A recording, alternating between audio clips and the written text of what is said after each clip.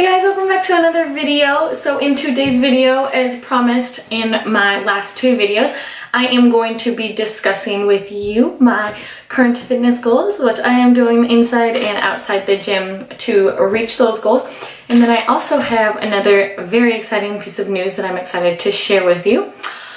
So, I just poked myself in the mouth. Sorry, I keep looking down. I have to write things down or else I will forget. I have Dory brain. So, the first very exciting piece of news is that this past Monday, I just became NASM certified. I know when that hotline blink. So why did I want to go through NASM and get my certified personal training certificate? For a couple reasons. So the first one being that I have been on this journey for a little while now, and I wanted to get myself certified to not only further my knowledge, on fitness and health, but also to be able to train and help other people.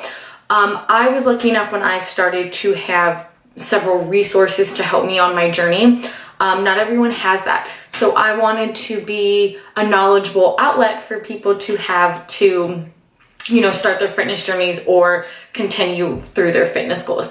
So that's essentially why I wanted to do it. Fitness and health isn't my full-time job. I actually work for a marketing and event agency that is based in Connecticut. I live in San Diego. So fitness and health really is my passion. And I always like to further myself in doing things that I love, and fitness really is just what I love. So I went ahead and got certified to be a personal trainer, and I am looking to get my nutrition certification next so I can help with writing actual diet plans and things like that.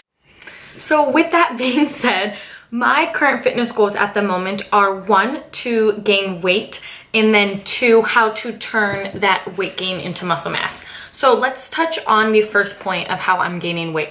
So everyone has two different types of calorie necessities, I guess.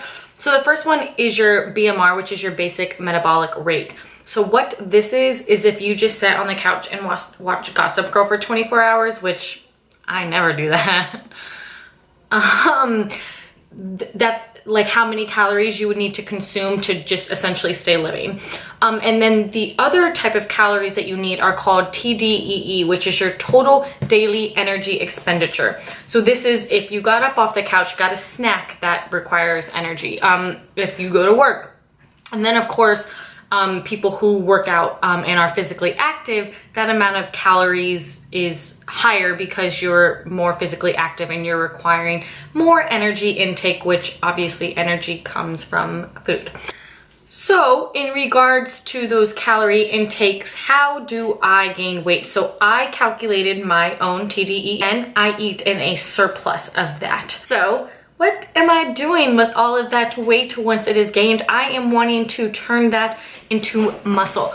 So something to know, if you want to grow your glutes or you want to, get more defined legs or anything like that, you have to eat in a surplus because you can't get muscle from nothing, right? So you have to eat to be able to turn into muscle. Before I get into, my tips on how I do that, there are 2 principles that I want to discuss with you. The first being the SAID principle, which is SAID, which stands for specific adaptations of imposed demands.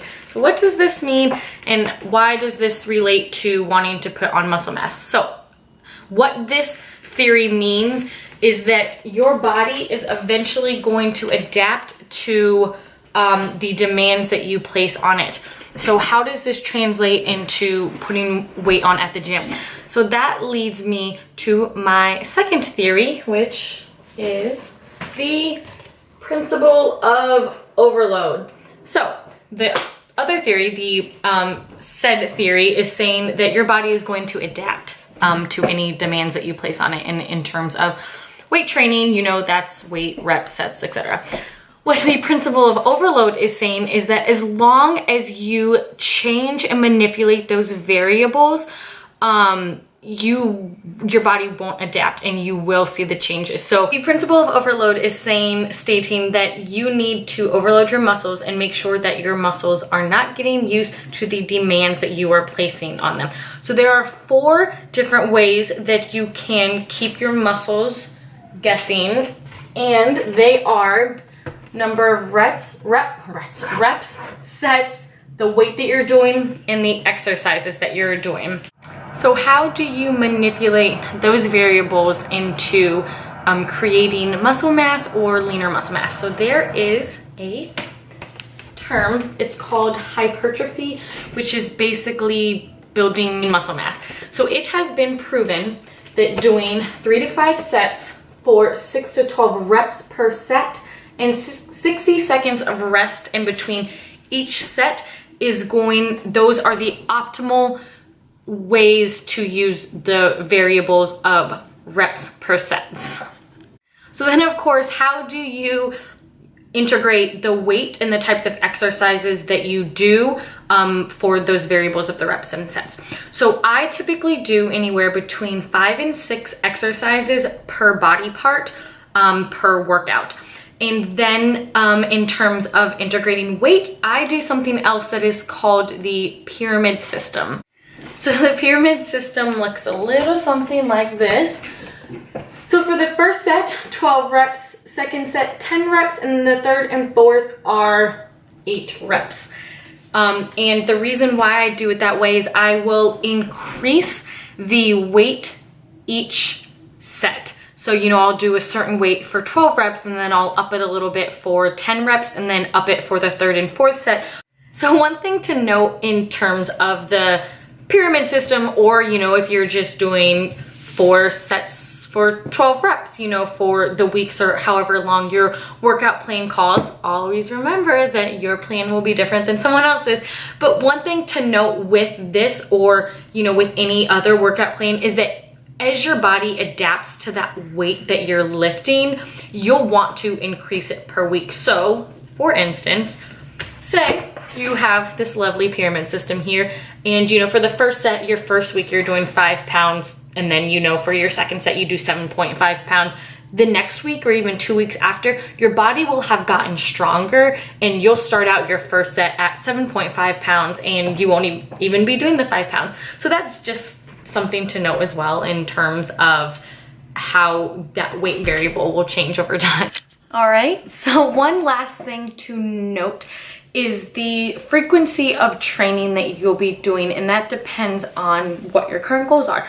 So, for instance, my current goals are to grow my lower half, so I am training those muscles more frequently because I want those muscles to grow versus the muscles on my upper half. Of course, if your goal is to hulk your way through doorways and break things with your delts, you're going to want to train those areas of your body more frequently.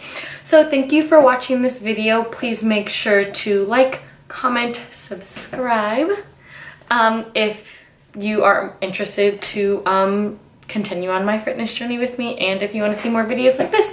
So I will catch y'all in the next video. Bye. And I know when that hotline blink, that can only mean one thing.